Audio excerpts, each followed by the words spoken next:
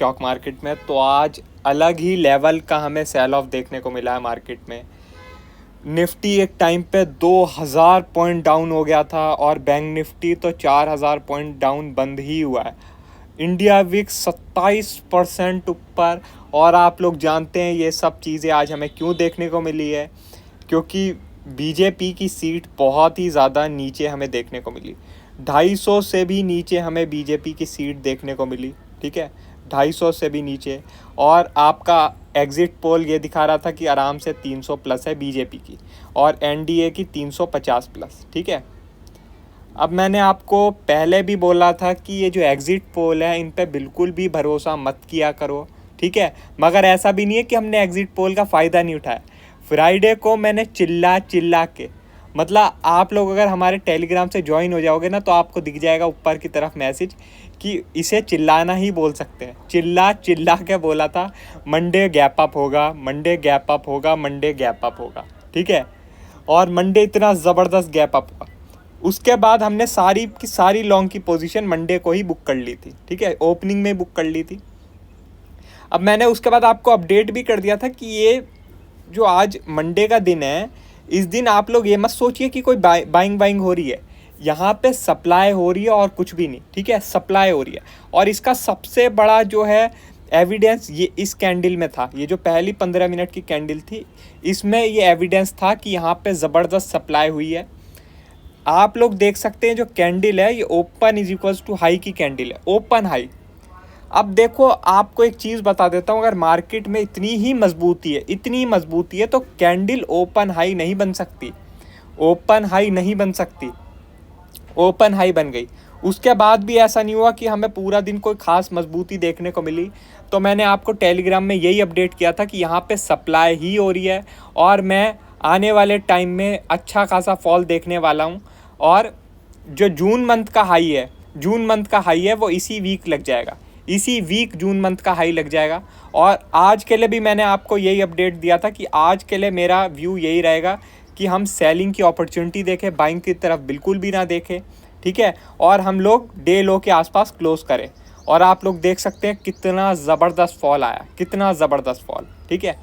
कल बहुत लोग मजाक समझ रहे थे मेरी बातों को कि डे लो के आसपास कैसे क्लोज कर सकते हैं, हम तो भाई डे हाई पे क्लोज करेंगे, हम तो पता नहीं कहाँ पे क्लोज करेंगे, 24,000 25,000 पे, ठीक है। कल लोग मजाक समझ रहे थे, लेकिन आज उन लोगों को दिख गया है कि हकीकत क्या है। अब आपको बता देता हूँ मार्केट मेरे हिसाब से एक रेंज में ट्रेड करेगी अगले कुछ दिनों तक। अगले कुछ दिनों तक एक रेंज में ट्रेड कर सकती है। रेंज का अपर एंड ये है आपका 23,000 का लेवल, ठीक है, 23,000। और लोअर एंड आपका है 21,200 का लेवल, ठीक है, 21,200 का लेवल। मेरे हिसाब से निफ्टी को अगले कुछ दिन कम से कम इस रेंज में ट्रेड करना चाहिए। ऊपर की तरफ आएगा तो नीचे गिर जाएगा, नीचे की तरफ आएगा तो ऊपर उठ जाएगा, ठीक है। तो मतलब एक रेंज में ट्रेड करेगी। देखो ये रेंज काफ़ी बड़ी है, ऐसा नहीं है छोटी रेंज है। आप लोग देखें 1800 पॉइंट की रेंज है, 1800 पॉइंट बहुत ही बड़ी रेंज होती है, तो मतलब पूरे महीने की रेंज होती है। मगर देखो अभी जिस लेवल पे इंडिया विक्स है, जिस लेवल पे इंडिया विक्स है और जिस लेवल पे ऑप्शन के प्रीमियम है, 1800 पॉइंट की रेंज भी कोई बड़ी रेंज नहीं है, कोई बड़ी रेंज नहीं है। तो मैं इसे एक छोटी रेंज ही बोलूँगा, एक छोटी रेंज ही बोलूँगा। तो आप लोग ज़रा थोड़ा ध्यान से अब ट्रेडिंग करना, आप लोग थोड़ा ध्यान से ट्रेडिंग करना, एग्रेसिव मत होना और स्कैल्पिंग करना, स्कैल्पिंग, ठीक है। स्कैल्पिंग करोगे तो कुछ पैसा कमा लोगे, होल्ड करोगे पोजीशन तो आपको डीके मिल जाएगा अच्छा खासा, ठीक है। तो अब स्कैल्पिंग करने की कोशिश करो। नीचे के लेवल के आसपास मिलती है, 21,200 के आसपास मिलती है, बाय करने का सोचो। 23,000 के आसपास मिलती है, सेलिंग करने का सोचो, ठीक है। अब आप लोग बोलोगे यार 23,000 के आसपास कहाँ से पहुँच जाएगी, अभी तो 22,000 के आसपास है। तो देखो मैं आपको जैसे बता चुका हूँ विक्स 26 के लेवल पे है, ऑप्शन प्रीमियम भी इतने हाई हैं, तो कुछ नहीं पता, कहीं पे भी ओपनिंग हो सकती है और पहली कैंडल कहीं पे भी पहुंच सकती है, ठीक है। तो इसलिए आपको अल्टीमेट लेवल पता होना चाहिए कि 23,000 के आसपास मुझे सेलिंग करनी है और 21,200 के आसपास मुझे बाइंग करनी है, ठीक है। आपको एक चीज़ बता देता हूँ, हो सकता है कि देखो ये जो एनडीए की सरकार है उसकी 295 के करीब है अभी सीट, ठीक है, 295 के करीब सीट है। और जो नीतीश कुमार हैं और जो है पता नहीं एक और लीडर है, उनका नाम मैं भूल गया, ठीक है, बाबू करके है, पता नहीं रेड्डी बाबू ऐसा कुछ नाम है उनका, मुझे याद नहीं है, ठीक है। तो देखो आप लोग जैसे जानते हैं कि वो एक पार्टी में रहने वाले लोग नहीं हैं, ठीक है, एक पार्टी में रहने वाले लोग नहीं हैं, वो अपना पार्टी चेंज कर लेते हैं।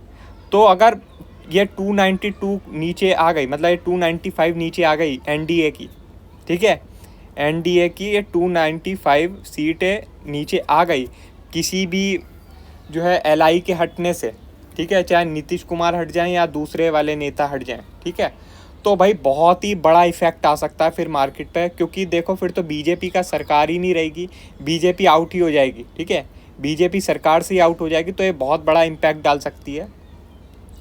मगर अगर बीजेपी की जो है सरकार बन जाती है, 295 ही रहती है, तो मेरे हिसाब से अगर सेलिंग कोई आती भी है ज़्यादा, 21,200 के नीचे अगर समझ लो चली भी जाती है मार्केट, तो वहाँ से वापस से बाइंग ही आनी चाहिए। मैं कोई ज़्यादा बड़ा फॉल नहीं देख रहा हूँ, मेरे हिसाब से मार्केट कुछ दिन रेंज में ही ट्रेड करनी चाहिए, ठीक है। बाकी ज़रा बैंक निफ्टी की बात कर लेते हैं।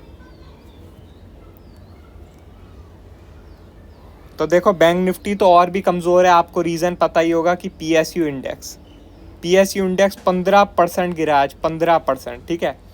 तो देखो इस वजह से बैंक निफ्टी ज़्यादा कमज़ोर है, लेकिन बैंक निफ्टी में भी आपको बता देता हूँ 46,000 का लेवल बहुत इंपॉर्टेंट सपोर्ट है, और बैंक निफ्टी में रेजिस्टेंस है भाई आपका 49,000 के आसपास और 50,000 के आसपास, ठीक है, 50,000 के आसपास।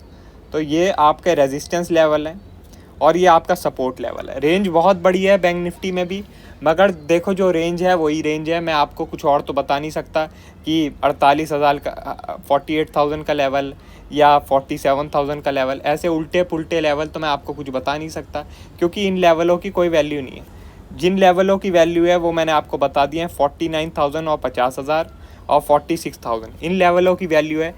46,000 के आसपास मिलता है तो भाई यहाँ पे वापस से हमें एक बाइंग प्रेशर आता हुआ देख सकते हैं। 49,000 50,000 के आसपास मिलता है तो वापस से हम पिटाई होता हुआ देख सकते हैं मार्केट की, ठीक है। अगले कुछ दिन मैं बैंक निफ्टी को भी एक रेंज में देख रहा हूँ। अगर समझ लो 46,000 के नीचे चला जाता है बैंक निफ्टी, ठीक है, देखो क्योंकि आप लोग जानते हैं ओपनिंग तो हमारे हाथ में होती नहीं है, और शुरुआत में 15-20 मिनट थोड़ा पैनिक भी चल जाता है, ठीक है, तो मेरे हिसाब से वो बाइंग की अपॉर्चुनिटी होगी, मैं वहाँ पे बाइंग करना ही पसंद करूँगा। अगर कुछ बहुत ही बड़ी खबर आ चुकी है तो बात अलग है, मगर अगर सब कुछ नॉर्मल ही है तो 46,000 के नीचे जाता है तो वहाँ पे मैं बाइंग करना ही पसंद करूँगा स्कैल्पिंग टाइप ट्रेड के लिए। ये भी मैं आपको बता देता हूँ, कोई बड़ा होल्ड नहीं करना है, ठीक है। आप लोग सोचे कोई यहाँ पे पोजिशनल बाय बन जाएगा, पोजिशनल सेल बन जाएगा, कुछ पोजिशनल नहीं बनने वाला। यहाँ पे स्कैल्पिंग करो अगले कुछ दिन तो आप सुखी रहोगे, पोजिशनल बनाओगे तो दुखी हो जाओगे, ठीक है। बाद में जब मार्केट थोड़ी स्टेबलाइज हो जाएगी तब फिर देखेंगे पोजिशनल का, लेकिन अभी तो बस इंट्राडे पे फोकस करो और स्कैल्पिंग पे फोकस करो, ठीक है।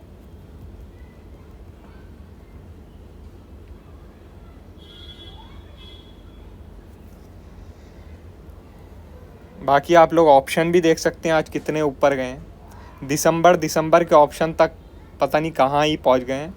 आज तो हर ऑप्शन ने ही अलग ही लेवल की तेज़ी दिखा दी थी, पुट ऑप्शन खासकर। आज आप लोगों की लगी भी होगी अच्छी खासी लॉटरी, और कुछ लोगों ने नुकसान भी किया होगा। अब देखो जो रिजिड थे, जो जिन लोगों ने ये मान लिया था कि भाई मार्केट तो अब रुकने वाली नहीं है, अब तो मार्केट पता नहीं कहाँ पहुँचेगी, उन लोगों ने अच्छा खासा नुकसान कर लिया।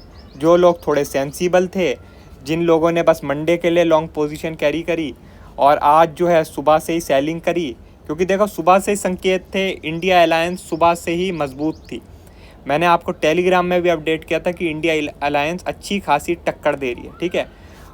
और सुबह से ही आप देख सकते हैं ओपन हाई बना है, ठीक है।